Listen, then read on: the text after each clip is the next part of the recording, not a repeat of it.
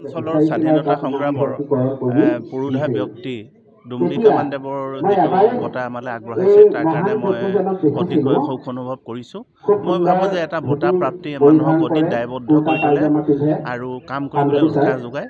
বিশেষকৈ আমাৰ সংবাদ সেৱাৰ ক্ষেত্ৰত দেখা গৈছে যে বিভিন্ন ধৰণৰ সা সমস্যা বা এই ধৰণৰ কথাবিলাকৰ ক্ষেত্ৰত লগতে আমাৰ মাজত অধ্যয়নৰ স্পৃহাও কিছু কমি গৈছে।